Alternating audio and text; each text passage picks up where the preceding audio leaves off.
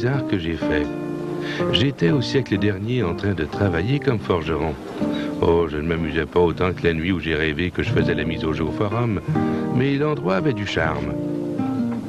Et, comment dire, le décor ressemble un peu à l'atelier où je travaille. Mais pour quelqu'un qui rêvait, j'avoue que je ne chômais pas. Ce rêve m'a fait réfléchir aussi. Réfléchir à toute l'évolution qu'ont subi certaines choses dont nous nous servons aujourd'hui dans les années 90. Prenez les graisses, par exemple. D'une certaine façon, cette bonne vieille graisse n'avait pas l'air si différente de celle qu'on utilise aujourd'hui. Mais si on y regarde de plus près, on s'aperçoit qu'il y a plusieurs différences, et pas des moindres. Quoi de plus normal, au fond?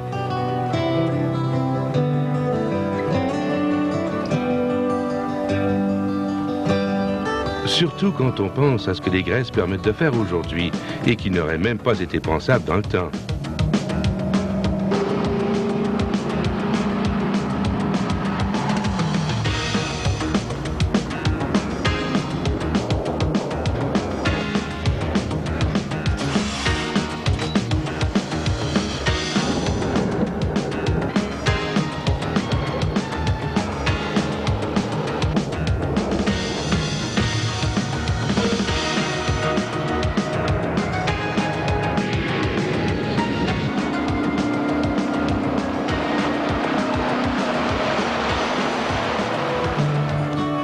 À l'époque des pionniers, quand la vie était beaucoup plus simple qu'aujourd'hui, on fabriquait la graisse avec du savon à lessive et du gras animal. Ce gras assurait la lubrification et le savon maintenait la graisse en place. Aujourd'hui, eh bien, une graisse, c'est bien plus que le mélange de ces simples ingrédients. Ce sont des produits chimiques et des huiles sélectionnées avec soin, le tout mélangé dans des conditions rigoureusement contrôlées. Vous pourrez vous en rendre compte, même avec la petite quantité préparée pour les fins de ce film. Le gras animal est maintenant remplacé par de l'huile minérale. Cette substance floconneuse, c'est de l'acide hydroxydouce stéarique que l'on fait fondre en élevant progressivement sa température. Ce liquide laiteux, c'est de l'hydroxyde de lithium. La réaction qui se produit à la température précise de 150 degrés Celsius transforme notre soupe chimique en savon. Pas n'importe quel savon, évidemment. Un savon capable de supporter des conditions très difficiles, comme nous allons le voir dans un instant. Mais d'abord... Voici l'étape qui permet de vérifier si tous les composants réagissent exactement comme prévu pour donner au savon les propriétés épaississantes requises. D'après la quantité d'acide chlorhydrique nécessaire pour faire disparaître cette couleur rose, on voit que la réaction chimique est réussie. On ajoute encore de l'huile pour donner à la graisse la consistance voulue. Puis on y incorpore des additifs, notamment pour combattre la rouille et l'oxydation et réduire le frottement.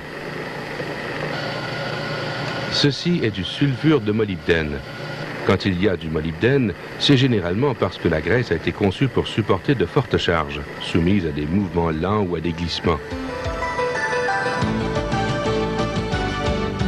Du moment qu'un mouvement de va-et-vient est source de frottement sur une sellette d'attelage ou une articulation par exemple, le métal se trouve particulièrement exposé à l'usure.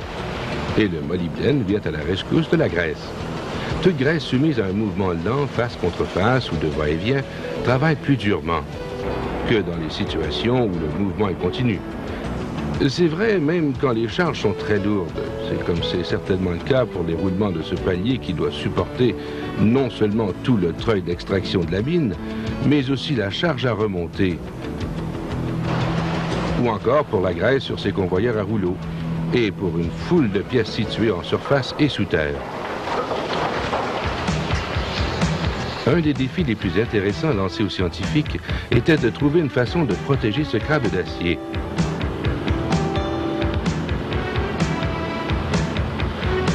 Les câbles d'acier, c'est ce qui permet en fin de compte à une mine souterraine de fonctionner à la cadence nécessaire pour rester productive. On imagine mal une mine fonctionner sans câble. Pour empêcher son usure, il fallait donc produire une graisse suffisamment fluide pour traverser ses fils et se rendre jusqu'à l'âme du câble. Une graisse capable de le protéger contre les vapeurs de soufre dégagées par les pyrites nickel-cuivre. et contre cette atmosphère acide dans laquelle il fonctionne. Cette graisse devrait protéger le câble contre les éléments 7 jours sur 7 durant toute l'année et contre l'usure au point de contact critique comme sur ces poulies. Et bien entendu sur ce tambour d'extraction où le câble, s'il est laissé sans protection, subira de la fatigue et de l'usure.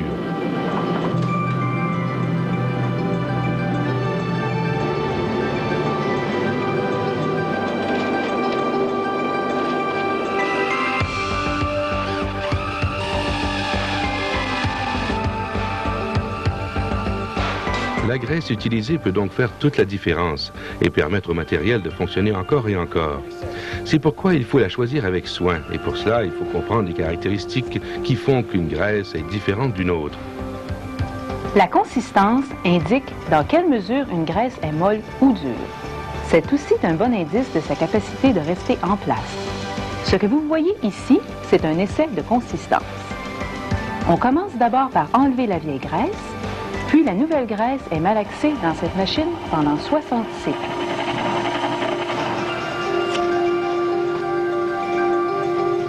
Ensuite, on laisse tomber ce cône sur l'échantillon de graisse malaxée. 5 secondes plus tard, on mesure, en dixièmes de millimètre, la profondeur à laquelle le cône a pénétré.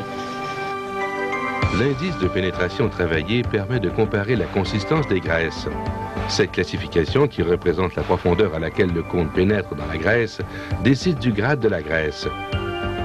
Le produit que nous venons de tester est un grade NLG I2, un bon choix pour une vaste gamme d'applications.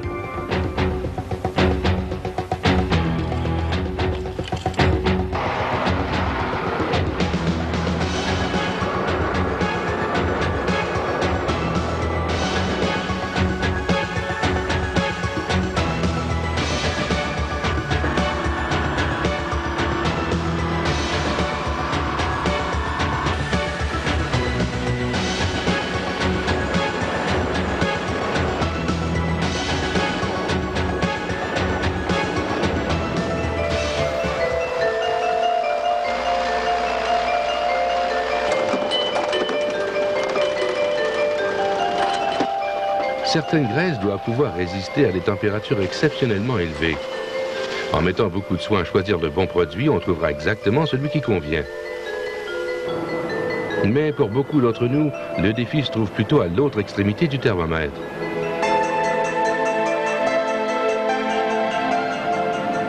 Dans bien des industries, le froid est à ce point préoccupant qu'il est absolument essentiel de savoir comment la graisse va se comporter en cours de fonctionnement.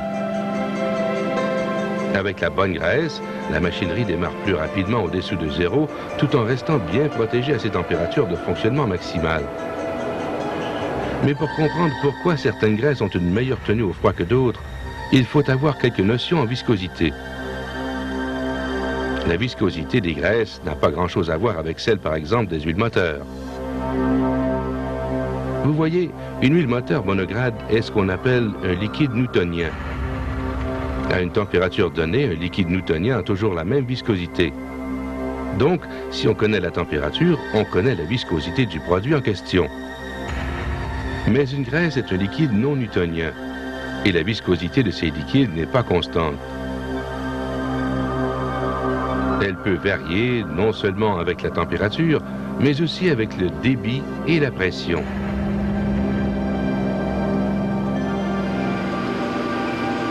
Cet appareil va nous mettre sur la piste. Il mesure la viscosité apparente de la graisse en forçant un échantillon à travers un tube capillaire à une température bien précise.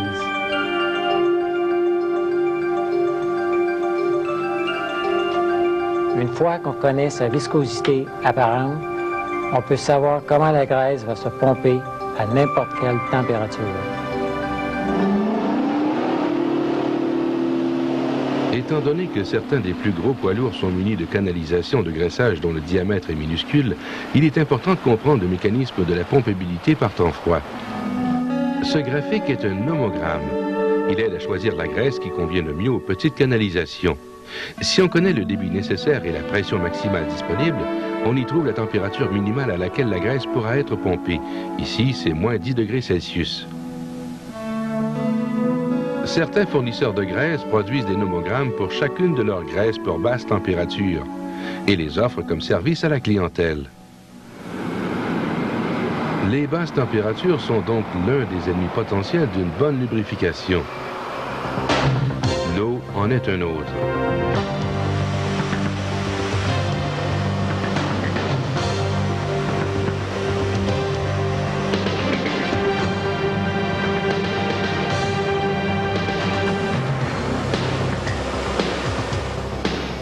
Cet essai permet de mesurer la capacité d'une graisse à résister au lavage par jet d'eau. C'est une caractéristique très importante pour de nombreuses applications. La pression du jet est fixée à 40 livres par pouce carré. À la fin de l'essai, on mesure la quantité de graisse qui est restée sur la plaque. Celle-ci s'est très bien comportée. L'autre, par contre, a échoué. On le voit très bien. La graisse s'est répartie en forme de nid d'abeille et une bonne partie a été chassée de la plaque.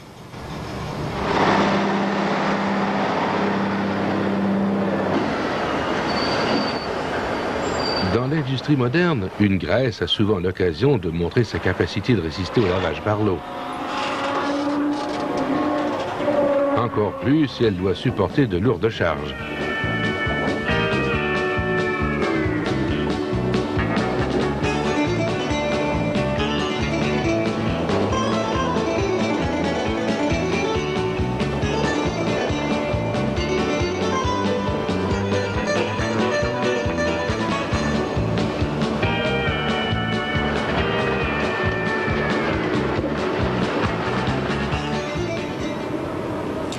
L'essai EP à 4 billes permet de connaître à l'avance le comportement d'une graisse à des pressions extrêmes. L'essai se fait avec 3 billes fixes et une 4e qui tourne contre les 3 autres sous la pression d'un poids. La pression appliquée augmente graduellement durant l'essai.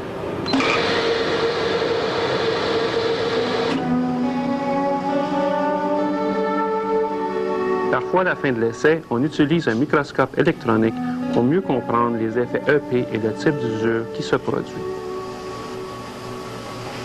Voici de quoi a l'air habituellement une empreinte d'usure brossée 6500 fois. Mais avec certaines graisses, on connaît le résultat beaucoup plus tôt. Pas besoin d'un microscope électronique pour celle-ci.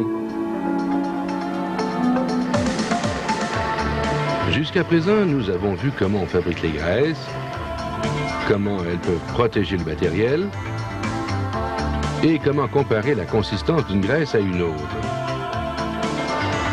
Nous avons vu aussi comment les graisses peuvent se comporter à haute température et à basse température. Comment elles résistent au lavage par l'eau et comment elles peuvent supporter de lourdes charges. Mais une graisse ne peut remplir sa fonction que si elle tient bien en place.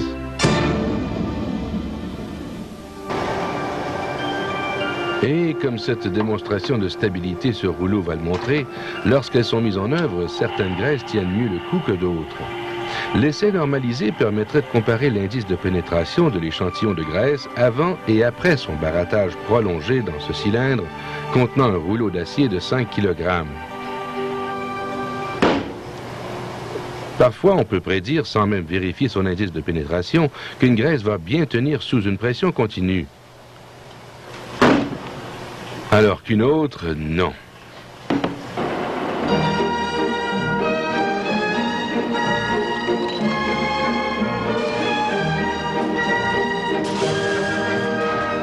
Cette machine, qui sert à fabriquer des roulements à billes, utilise une graisse synthétique.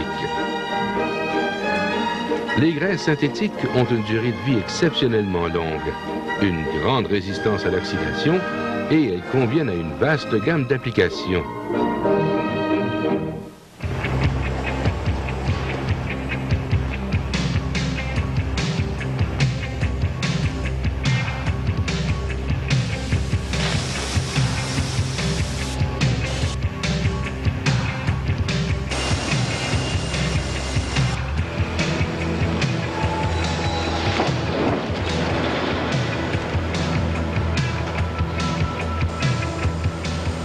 Un dernier mot. Étant donné toutes les choses dont les graisses sont capables aujourd'hui, aussi bien leur donner toute l'attention qu'elles méritent.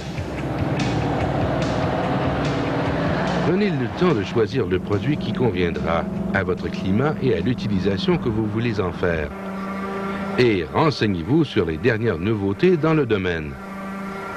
Comme ce mini-graisseur à pile, qui distribue automatiquement une quantité fixe de graisse aux endroits difficiles d'accès. Mais surtout, quand vous manipulez une graisse, essayez d'éviter les petites erreurs qui peuvent facilement dégénérer en catastrophe. Rappelez-vous que les graisses ne sont pas toutes compatibles entre elles. Alors, si vous n'avez pas un pistolet de graissage pour chaque produit, assurez-vous d'éliminer complètement l'ancienne graisse avant de charger la nouvelle. Nettoyez bien le graisseur avant d'appliquer la graisse.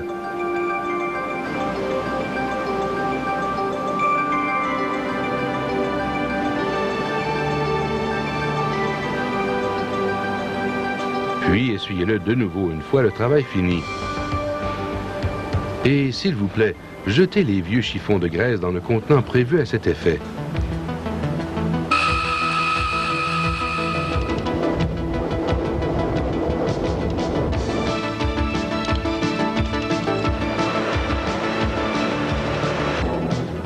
Vous conviendrez avec moi que les graisses et toutes les choses qu'elles rendent possibles ont subi toute une évolution depuis un siècle.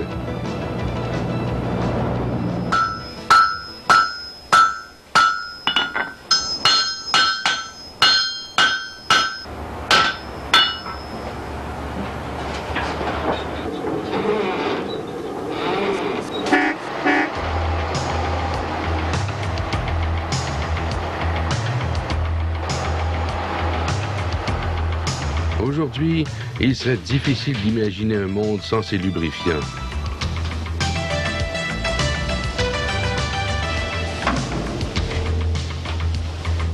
Parfois, je me demande si les changements à venir seront aussi prodigieux que ceux que nous avons connus.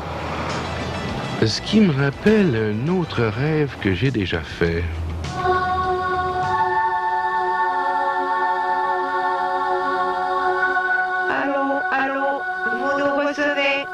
Pouvez-vous nous aider? Notre véhicule a des difficultés. Mais ce sera pour une autre fois.